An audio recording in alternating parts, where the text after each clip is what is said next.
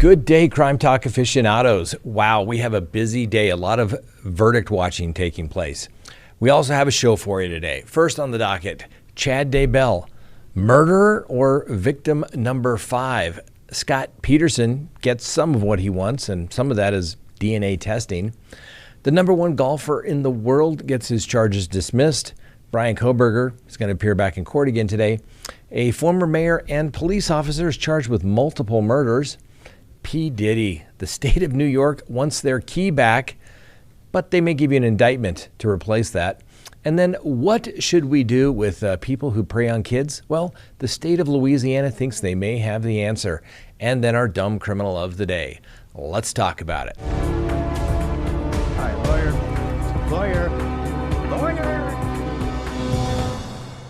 Good day, everyone. My name is Scott Reich, and this is Crime Talk. Thanks for joining us. You know the drill. Subscribe if you haven't, like if you do, leave me a comment below, hit that little bell for notifications, and remember, you can listen to Crime Talk on any of your favorite podcasting apps as well.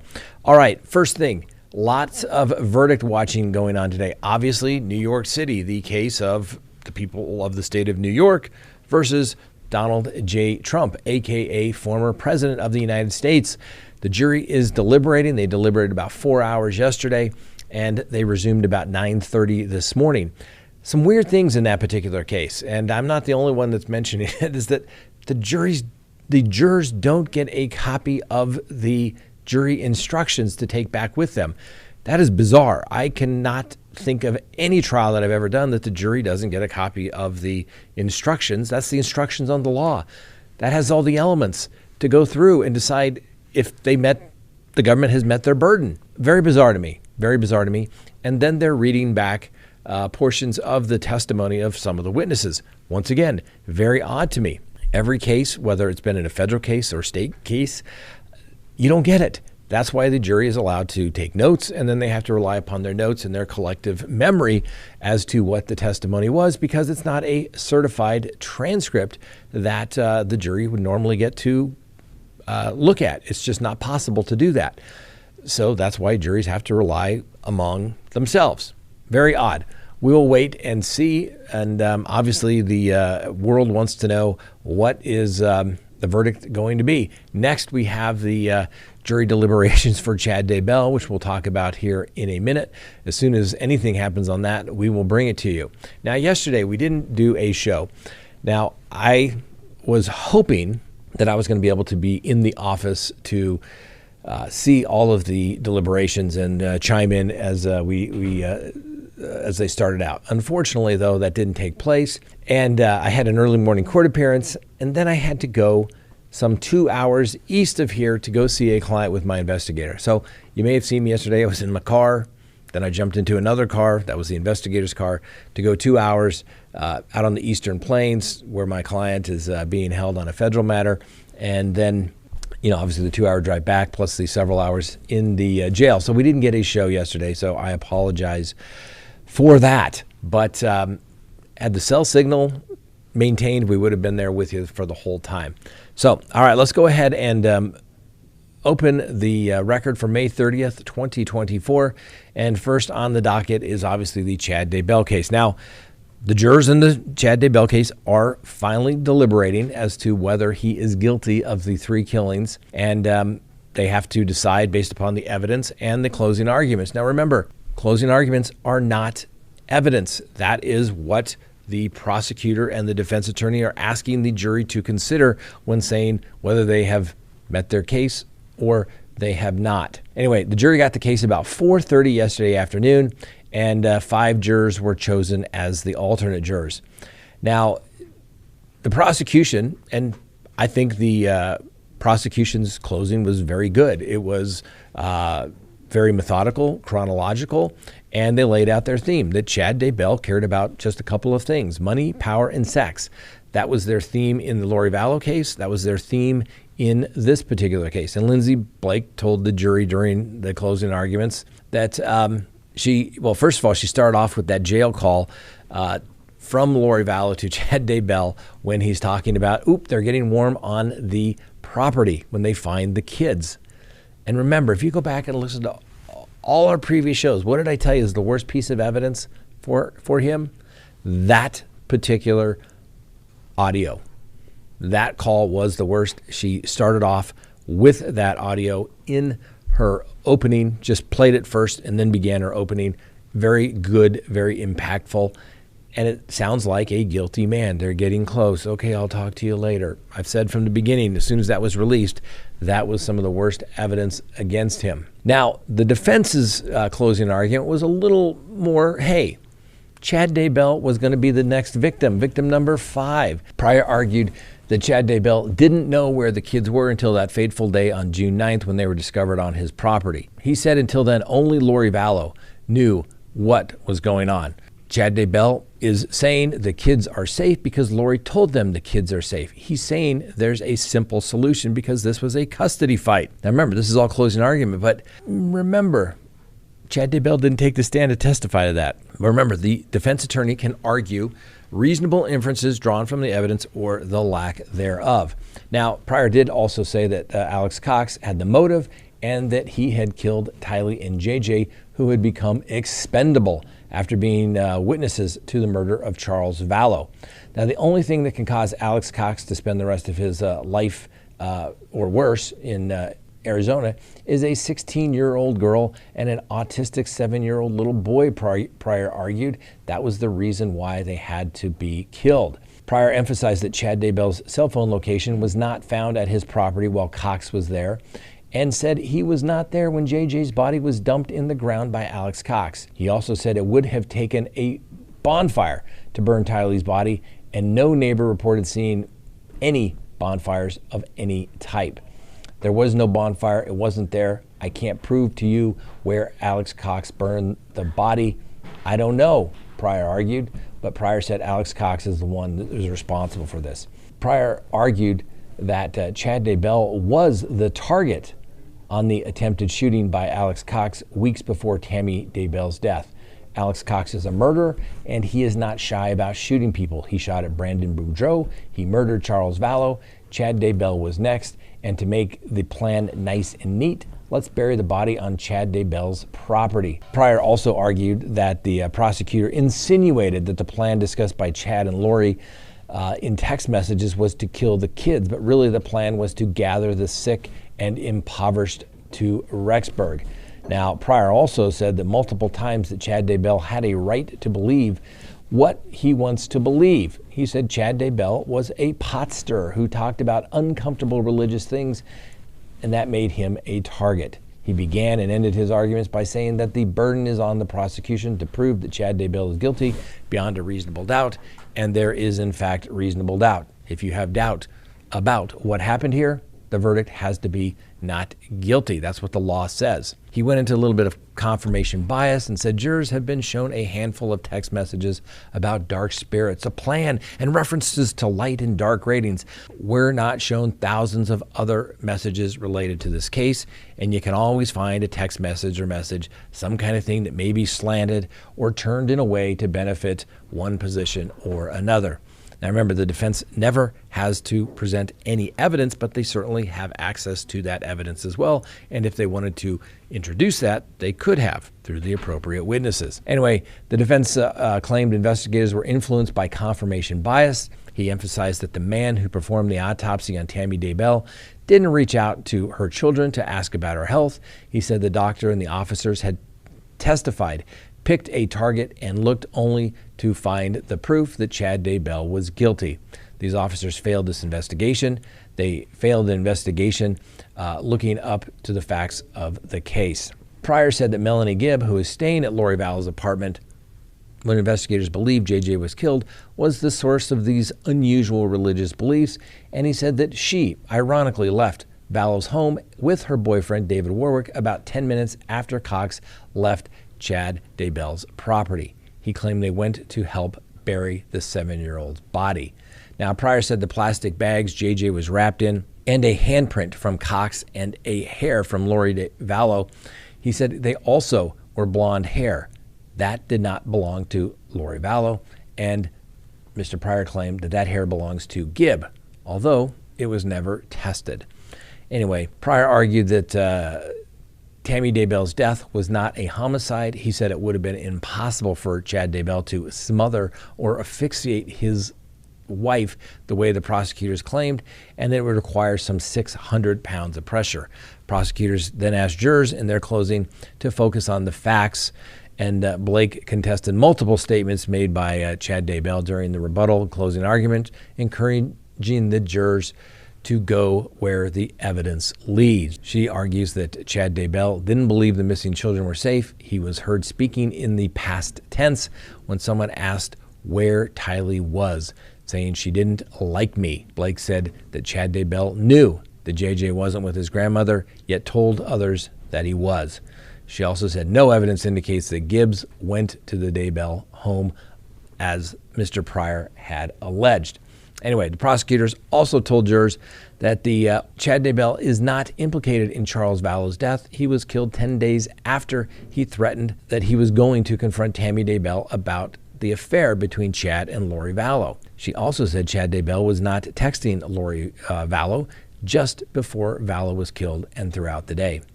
To address the argument that Alex Cox was the only killer, Blake replayed the clip from religious blessings that Chad Daybell had given to Alex Cox on November 19th. He called Cox a defender for Lori Vallow, saying he had earned the privilege of being part of the Church of the Firstborn.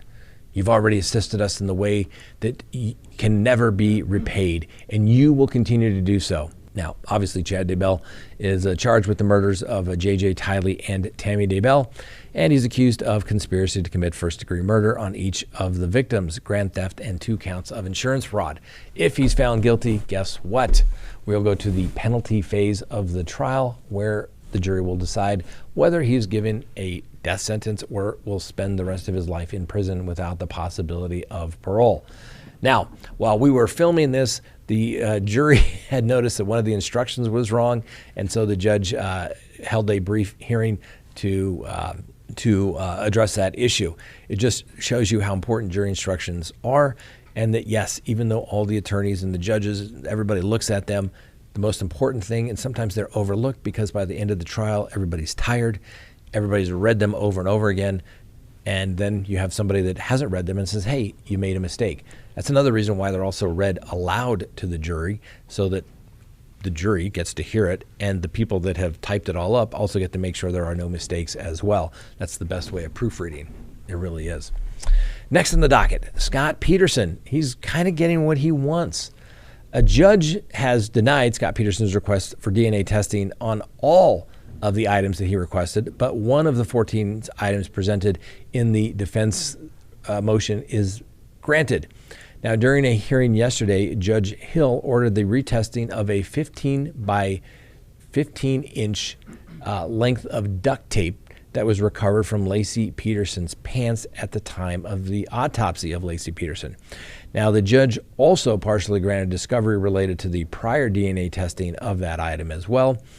And at the hearing, they specifically addressed the request that items from the original 2002 murder investigation undergo DNA testing. Those items include a bloody mattress found inside a burned-out van near the Peterson Modesto home and a tarp found in San Francisco Bay near where his wife's body was washed ashore. Now, as you may recall, this case a long time ago, but Laci Peterson was 8 months pregnant when she disappeared on Christmas Eve back in 2002. Her body and that of the unborn child that she was carrying washed up on the San Francisco Bay back in April of 2003. Peterson has always maintained that he went fishing at the Berkeley Marina on December 24th in 2002, and that when he returned home, Laci had vanished. Peterson maintained that he was innocent. In 2005, he was sentenced to death, but that death sentence was overturned by the California Supreme Court in 2020 when it revealed that potential jurors at the trial were improperly dismissed. Then in 2021, Scott Peterson was resentenced to life without the possibility of parole. And then in 2022, he was moved off of death row. That same year, Peterson is now requesting a new trial, and that was unsuccessful. When his defense attorney argued he deserved a new trial based on allegations of juror misconduct. As you recall, the juror who didn't disclose that she was a victim of domestic violence and then wrote a book. Yeah, that kind of stuff. I think he should have got a new trial based upon that, but I get it. Anyway, Peterson's case is due back in court on July 1st for a hearing to resolve any issues regarding outstanding issues related to DNA testing. For example, like who's going to bear the cost of testing, all this stuff. That's right. DNA testing is time-consuming and expensive. We'll keep you updated. And next, Scottie Scheffler. That's right. The world's #1 golfer. All the charges are being dismissed against him. Yes, there is a God. How dare you mess with Scottie Scheffler? This is the most kind, humble man in the world, and he plays a mean game of golf. So as you may recall, he got arrested earlier this month at the PGA Championship in Louisville, Kentucky.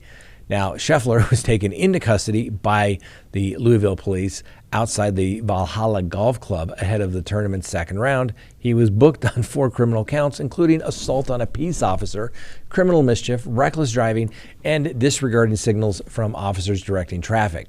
Now, he attempted to drive around traffic that was caused by a fatal car accident near the country club. Now, Scheffler, it was alleged, refused to comply with an officer directing traffic and accelerated forward, dragging a guy by the name of a Detective Gillis to the ground, where apparently he scraped his knee and his pants were torn. The officer had to go to the hospital, was examined for pain, swelling, and abrasion to his left wrist and knee. While surveillance footage released by the Louisville police last week appeared to show Gillis approaching Scheffler's vehicle on foot before stopping him from entering into the golf club. Scheffler can later be seen being led away in handcuffs. Now, Gillis has been disciplined for not having his body camera activated during the arrest, and Scheffler described the incident as obviously a big misunderstanding. Now, there was another video where the police were interrogating Scottie Scheffler while he was in the car trying to get him to confess, and Scheffler's attorney had a press conference yesterday and said, this is why you don't talk to the police. They were trying to get him to confess by asking him leading questions. Clearly, he was under arrest. He was in custody. He should have been advised of his Miranda rights, and they were trying to get him to admit that he somehow intentionally injured that police officer. Now, a part of this agreement that these charges are going to be dismissed, apparently Mr. Scheffler has agreed not to sue the Louisville Police Department for the unlawful arrest of Mr. Scheffler. Justice. It all works out. All right, next on the docket, Bryan Kohberger. A court hearing is taking place right now in the Bryan Kohberger case, and obviously he is accused of killing 4 students at the University of Idaho. The hearing is expected to go over motions regarding the investigative genealogical materials that the FBI relied upon to try and develop a DNA profile, in which they ultimately went and got a DNA swab from Bryan Kohberger. Very, very interesting issue. When I get done doing this, I'm going to watch it, and so should you. Next, a former mayor and police officer charged with murder.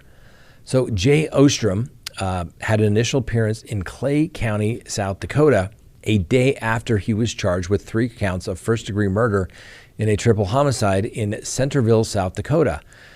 And it's a small town where he once served as a mayor and as a police officer. Now, Mr. Ostrom, he's 64.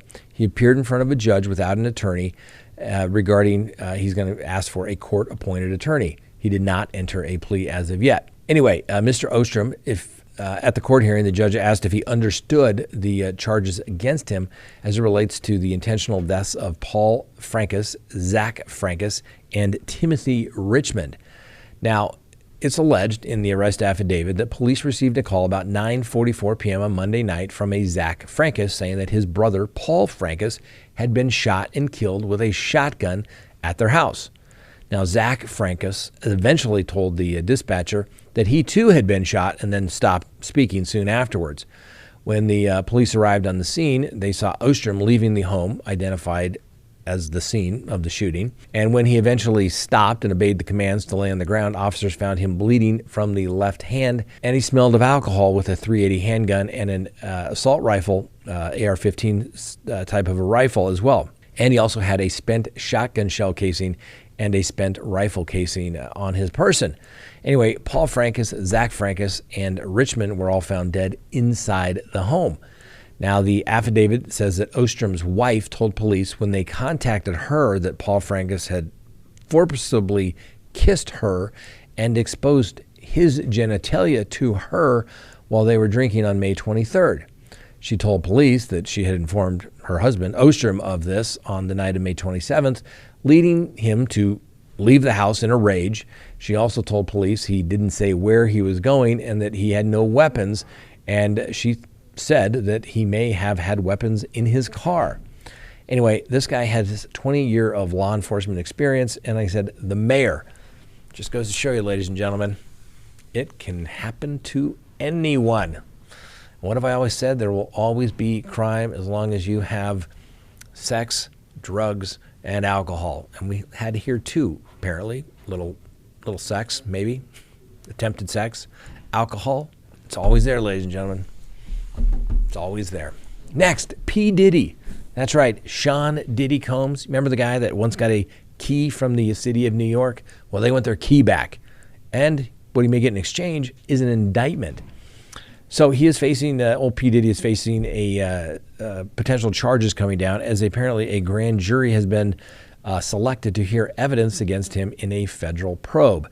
Now, the Department of Justice is apparently gearing up to bring in a criminal indictment against him, and his accusers have been told that they are going to be brought to New York City to testify against the rapper producer and, the guy that just happened to have 8 lawsuits accusing him of sexual assault and human trafficking. Oh, not to mention that whole case in California where he beat up his girlfriend on video, that somehow he paid somebody at the hotel, apparently $50,000, not to release that video. And then, of course, it was conveniently released after the statute of limitations had run. And some people think that people with money have privilege and power. Where do you get that idea? I just don't know. I don't know. All right, what should we do with people that prey on children? Well, Louisiana thinks they have a solution, and it's called castration. There is a bill in the legislature that would allow judges to order surgical castration of convicted sex offenders, and it's pretty close to becoming law. It's heading up to the governor. Senate Bill 371 would allow judges to sentence child rapists to surgical castration. Now, it would pertain to rapists convicting of a sex offense where the victim is under the age of 13. And if the offender refuses the procedure, he will most likely get a longer sentence in prison. Now, if you're under 17, you're excluded from the law. Now, chemical castration is already legal in Louisiana, and the representative sponsoring the bill, a Representative Boyd, states that if the bill passes, she hopes the idea of physical castration will deter sex crimes on children. And she said, hey, I'm not foolish to believe that if this gets on the books and if the governor signs it, all rapists are going to say, I'm not going to do this. But I do believe that just from the response from the bill, it will be a deterrent. Now, obviously, that's a pretty permanent fix, so to speak. I get it. We don't want people harming children. If you harm children, you probably deserve kind of what you get, so to speak. But what if it's not accurate? What if the charges were wrong? Someone was wrongly convicted. How do you put the pieces back together again? I'm not sure you do. Anyway, let me know what you think in the comments. I get it, man. People, don't harm children. Don't mess with children. Bottom line. Next on the docket, our dumb criminal of the day.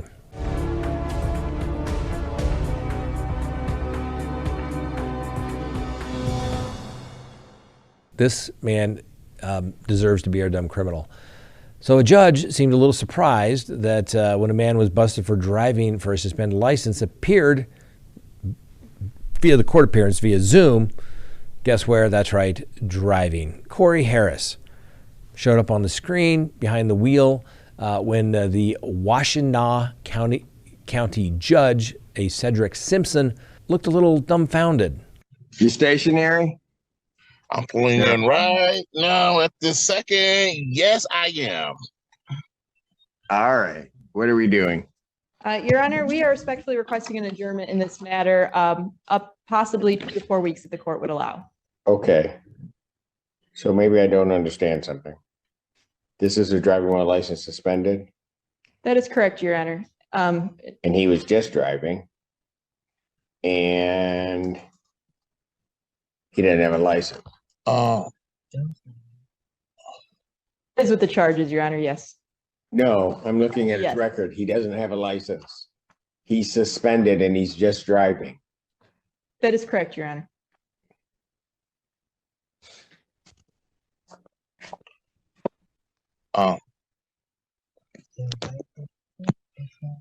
Hello? 1 minute, Mr. Harris. I don't even know why he would do that. So defendant's bond is revoked in this matter. Defendant is to turn himself into the Washington County Jail by 6 p.m. today. Failure to turn himself in will result in a bench warrant with no bond.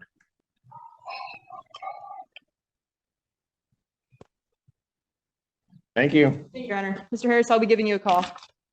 Okay. Anyway, before revoking Mr. Harris's bond and sentencing him to jail time, the judge was simply not amused with Mr. Harris's conduct. Anyway, he'll be turning himself into the county jail by 6 p.m. today. Clearly, the dumb criminal of the day. That's about as good as showing up to a court appearance for a DUI drunk. And you drove there. Had that happen to a client once. Yes, don't do it, ladies and gentlemen. Use your common sense. But hey, there is no more common sense anymore, ladies and gentlemen. And hey, people are going to always commit crime, think they're going to get away with it. They always do. All right, that's all we have for today. Thanks for watching. We'll see you next time. And hey, I'm pretty sure I'm heading out to CrimeCon.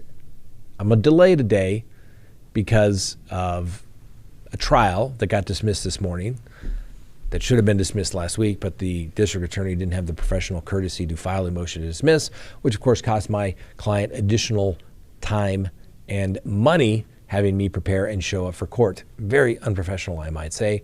But anyway, it held things up. So I'm pretty sure I'm on my way to CrimeCon either today or first thing tomorrow morning. Anyway, if you're there and you see me, say hi. Appreciate you. Have a great day. And remember, yes, the Constitution does matter.